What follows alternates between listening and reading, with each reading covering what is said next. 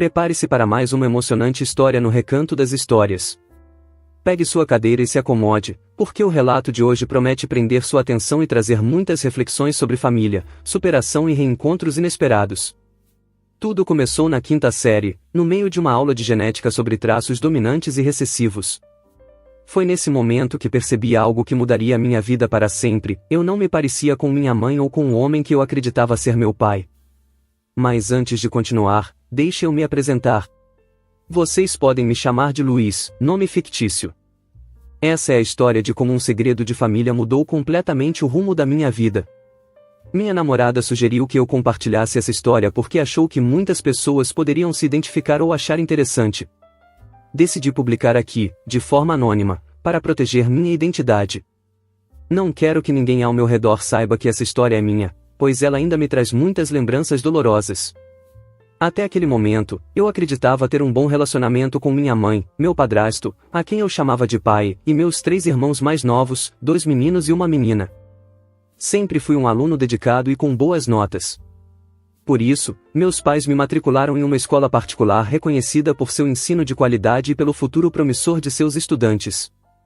Eu realmente acreditava que estava no caminho certo.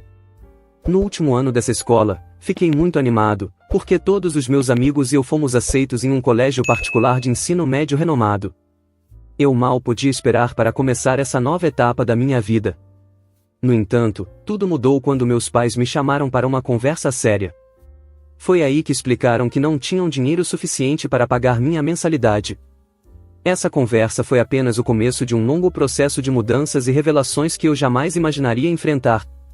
Eu acabei sendo matriculado na escola pública local, enquanto meus irmãos mais novos continuaram na escola particular. Na época, meus pais disseram que não tinham condições financeiras de manter todos nós em escolas privadas, mas a verdade é que aquilo me marcou profundamente. Parecia que eu era o único a fazer sacrifícios. No final da quinta série, tivemos uma aula de ciências que acabou mudando a forma como eu enxergava a mim mesmo e minha família. O tema da aula era genética, e começamos a aprender sobre traços dominantes e recessivos. Essa lição ficou comigo desde então, porque minha aparência era muito diferente da de meus pais. Eu refletia sobre isso e não conseguia encontrar nenhuma característica física em comum com minha mãe. Durante aquela aula, fiz algumas perguntas ao professor sobre genética. Queria entender melhor como as características genéticas eram transmitidas. À medida que ele respondia, ele percebeu para onde eu estava indo com minhas perguntas e tentou evitar o assunto, cortando a conversa rapidamente. Mesmo assim, aquilo já havia despertado algo em mim. Passei a ler tudo o que podia sobre genética, tentando descobrir a verdade. Até que, um dia, tomei coragem e fui confrontar meu pai, ou pelo menos quem eu acreditava ser meu pai. Perguntei diretamente: eu sou adotado? A conversa saiu do controle rapidamente. Assim que fiz a pergunta, notei que algo mudou no semblante dele. Ele ficou vermelho, os olhos transbordando raiva, e começou a me acusar de ser ingrato e desrespeitoso. Não demorou muito para que as palavras se transformassem em algo mais grave.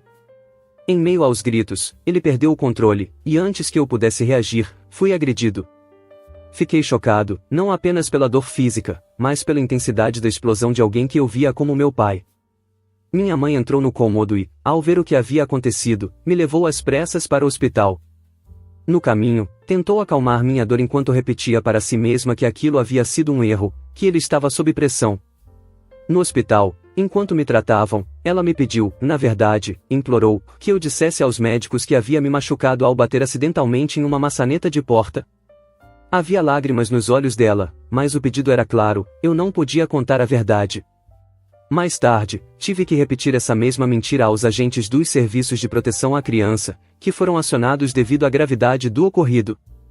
Cada palavra que saía da minha boca parecia me trair, como se eu estivesse apagando a realidade e me afundando ainda mais em um abismo de confusão e silêncio. Uma semana depois de voltar para casa, minha mãe e o homem que eu chamava de pai decidiram que era hora de me contar a verdade. Ele não era meu pai biológico, mas sim meu padrasto. Minha mãe explicou que, durante a faculdade, namorava um homem que, segundo ela, era irresponsável e imaturo. Quando descobriu que estava grávida, ele a abandonou sem olhar para trás. Meu padrasto, por outro lado, assumiu a responsabilidade, Cuidou dela e até colocou seu nome na minha certidão de nascimento para me dar uma figura paterna. Mas, naquele momento, em vez de sentir gratidão por ele, senti como se tudo na minha vida tivesse sido construído sobre uma mentira. Minha mãe também tentou justificar o comportamento violento do meu padrasto durante nossa discussão. Disse que a revelação o machucou profundamente e que ele reagiu daquela forma porque estava frustrado e perdido. Eles pediram desculpas, mas a verdade já tinha mudado minha percepção sobre minha família para sempre. A ideia de família que eu tinha até aquele momento nunca mais foi a mesma. Eles pediram perdão, e relutantemente, eu concordei, tentando reconstruir algo que se parecesse com uma relação familiar normal. Por um tempo, as coisas pareceram se estabilizar. Mas, ao observar com mais atenção, comecei a notar padrões que antes haviam passado despercebidos. Sempre que meus irmãos mais novos precisavam de algo, minha mãe e meu padrasto largavam tudo para ajudá-los. Já comigo, a resposta era sempre a mesma: você precisa descobrir isso sozinho. Nos aniversários, enquanto meus irmãos ganhavam festas, com bolo, presentes e muita atenção, eu mal recebia um abraço da minha mãe. Desde os 6 anos, nunca mais tive um bolo de aniversário. Meu padrasto, por sua vez, sequer demonstrava interesse em estar presente para mim. Quando eu era criança, sempre fui fascinado por coisas como museus, ciência e livros, era o típico nerd curioso. Meus irmãos, no entanto, eram completamente o oposto, adoravam esportes, jogos e atividades físicas. Não era surpresa que meu padrasto passasse grande parte do seu tempo livre com eles, seja jogando ou assistindo partidas esportivas. Se eles queriam assistir a um jogo ao vivo, ele fazia de tudo para levá-los e sempre me arrastava junto, mesmo sabendo que eu não me interessava por aquilo. No entanto, quando eu queria visitar um museu ou participar de algo que gostava, a resposta era sempre não. Ele sempre tinha outras prioridades. Lembro-me de uma vez em que ele me disse, sem qualquer constrangimento: desculpe, mas aquele jogo de basquete gastou todo o orçamento de entretenimento deste mês. Esse mesmo jogo foi o dia em que levei comigo o meu exemplar do livro Cosmos. Ele viu o livro e o jogou fora, dizendo que não era apropriado levar algo assim para um evento de família. Esse favoritismo não era algo que começou depois que a verdade sobre minha paternidade foi revelada. Era algo que sempre esteve presente, mas que eu não tinha percebido claramente. Durante anos, engoli essas diferenças, atribuindo tudo ao fato de ser o irmão mais velho e achando que talvez essa fosse apenas a dinâmica natural da família. No entanto, conforme fui amadurecendo, ficou claro que isso era mais profundo. Eu nunca fui tratado da mesma forma que meus irmãos, e essa distinção parecia ter raízes em algo que eu ainda não compreendia completamente. A escola era um verdadeiro inferno para mim. Sempre fui introvertido, preferindo passar meu tempo lendo do que conversando com outras pessoas. Na minha antiga escola particular, isso nunca foi um problema, já que eu tinha meu pequeno círculo de amigos. Mas, ao entrar na escola pública, a situação mudou completamente. Lá, rapidamente me tornei um alvo fácil. Era estranho para os outros, alguém que não se encaixava, e isso me levou a ser intimidado constantemente. O bullying teve um impacto profundo na minha saúde mental, causando um declínio severo que parecia sem solução. Quando tentei falar sobre isso com meus pais, pedindo ajuda, a resposta foi fria e indiferente: isso vai te fortalecer. Esse tipo de comentário apenas aumentava a minha sensação de isolamento. Eu tentei me defender das provocações, mas, em uma dessas ocasiões, acabei sendo confrontado por 3 outros alunos. Não apenas apanhei, como ainda fui suspenso por 3 dias, enquanto eles ficaram praticamente impunes. No meio desse caos, conheci Devon, um garoto 3 anos mais velho que estudava na mesma escola.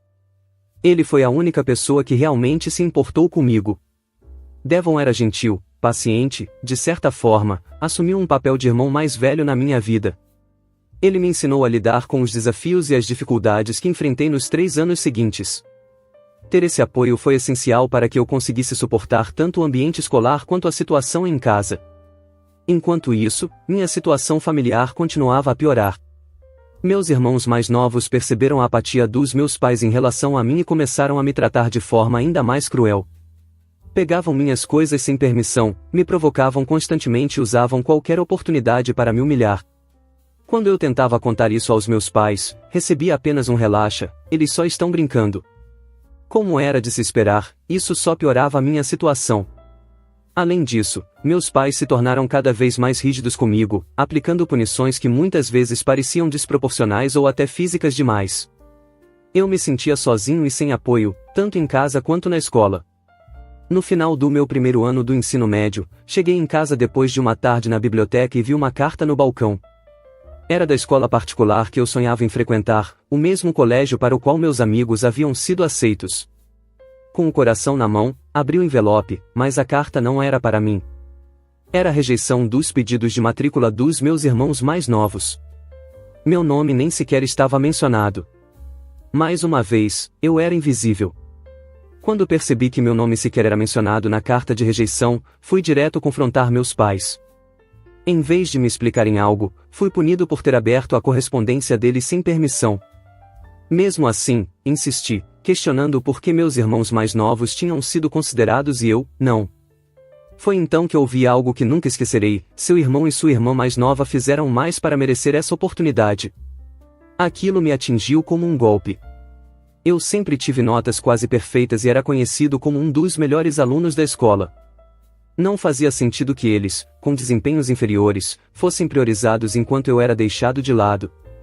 Quando argumentei que, se eles podiam pagar pelos meus irmãos, também poderiam pagar por mim, a situação piorou. Recebi outra punição por ter respondido, e a conversa terminou abruptamente.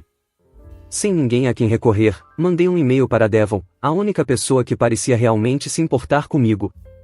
Durante uma de nossas conversas, desmoronei e contei sobre os pensamentos que vinham me atormentando. Falei sobre o meu pai biológico, sobre como eu me sentia abandonado e, de alguma forma, culpava aquele homem que nunca conheci pela vida que eu estava vivendo. Foi difícil desabafar, mas eu sabia que podia confiar em Devon. Ele ouviu tudo atentamente e me perguntou algo que nunca esqueci: você sabe o nome dele? Eu sabia. Minha mãe havia mencionado o primeiro e o último nome dele. Quando contei isso a Devon, ele imediatamente se ofereceu para me ajudar a descobrir quem era meu pai biológico. No dia seguinte, fomos à casa dele e começamos a pesquisar na internet. Após algumas horas, encontramos algumas informações: meu pai era professor universitário em uma faculdade de pesquisa a cerca de 200 quilômetros de onde morávamos. Descobrimos também que ele era casado, tinha uma filha mais nova e sua esposa estava grávida novamente. Saber disso me deixou com um misto de curiosidade e ansiedade. Apesar de todas as emoções conflitantes, Devon sugeriu que fossemos vê-lo pessoalmente, e eu concordei. Planejamos tudo naquela noite. No dia seguinte, durante a manhã, fui para a escola como de costume, mas assim que desci do ônibus, segui direto para o estacionamento, onde Devon já me esperava em seu carro. Sem pensar duas vezes, entrei e partimos. Chegamos à universidade por volta do meio-dia. Assim que estacionamos, Devon foi ao centro estudantil e perguntou em qual escritório meu pai trabalhava. Com as instruções em mãos, caminhamos até lá. Ele não estava no momento, pois havia saído para almoçar, mas decidimos esperar. Cerca de uma hora depois, ele voltou. Quando nos viu sentados do lado de fora de seu escritório, nos observou por um momento e perguntou com um tom de curiosidade: quem são vocês? Eu senti meu coração disparar. Aquela era a primeira vez que via meu pai biológico. Lembro-me de perguntar diretamente: você é o professor Henrique? Ele me olhou com curiosidade. Sim, sou eu. Como posso ajudá-lo? Eu respirei fundo, sentindo o coração disparar. Era o momento que eu havia ensaiado com Devon na noite anterior. Passamos horas planejando o que eu diria, como deveria me apresentar e até mesmo como lidar com uma possível reação negativa. Ele acreditava que, com as palavras certas, meu pai poderia me ouvir e aceitar o que eu tinha a dizer. Ainda assim, por mais que eu tivesse repetido as frases várias vezes em voz alta, nada poderia realmente me preparar para o peso daquele instante. Meu nome é Luiz. Minha mãe é a Luciana, e eu acho que sou seu filho. O silêncio que se seguiu pareceu durar uma eternidade. Ele ficou imóvel, seus olhos se arregalaram enquanto tentava processar o que eu havia acabado de dizer. Depois, sua expressão mudou para algo entre choque e emoção. Ele murmurou, quase como um sussurro: meu Deus, você é meu filho? Antes que eu pudesse dizer mais alguma coisa, ele deu um passo à frente e me puxou para um abraço apertado. Meu Deus, é você. Eu sabia que isso podia acontecer, mas nunca achei que seria assim. Eu mal sabia como reagir. O abraço dele era caloroso, mas eu ainda estava digerindo tudo. Ele me soltou, secando os olhos rapidamente, e disse: "Venha. Precisamos conversar." Ele nos levou para dentro do seu escritório e fechou a porta. Sentando-se na frente da mesa, me olhou profundamente nos olhos e perguntou: "Como você me encontrou? Sua mãe nunca me deu a chance de te conhecer. O que aconteceu?" Expliquei brevemente que, com a ajuda de Devon, havia pesquisado sobre ele e encontrado as informações. Ele ouvia atentamente, balançando a cabeça como se estivesse conectando os pontos. Então, de repente, ele disse: "Quero que você conheça minha família. Preciso que eles te conheçam também." Devon, percebendo a importância daquele momento, decidiu se despedir e me deixou com ele. Meu pai me levou para sua casa, e lá fui apresentado à sua esposa, minha madrasta, Ana. Ela ficou visivelmente surpresa, com os olhos arregalados, mas me recebeu com um sorriso acolhedor. "Eu sabia que isso poderia acontecer algum dia", ela disse, olhando para o meu pai. "Mas não imaginei que seria assim, tão de repente." "Seja bem-vindo, Luiz." Enquanto nos acomodávamos na sala, meu pai começou a explicar a verdade sobre o que havia acontecido entre ele e minha mãe. Eu e sua mãe namorávamos durante o último ano da faculdade, mas nosso relacionamento estava cheio de problemas.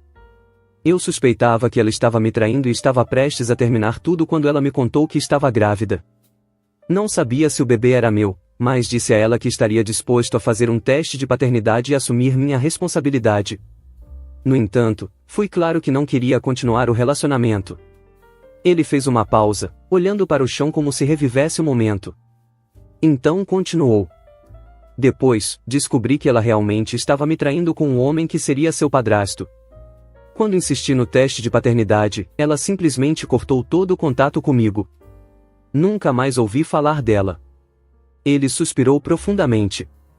"Depois que me casei com a Ana, contei a ela a respeito de você. Nós tentamos te encontrar, mas sua mãe bloqueava todas as tentativas."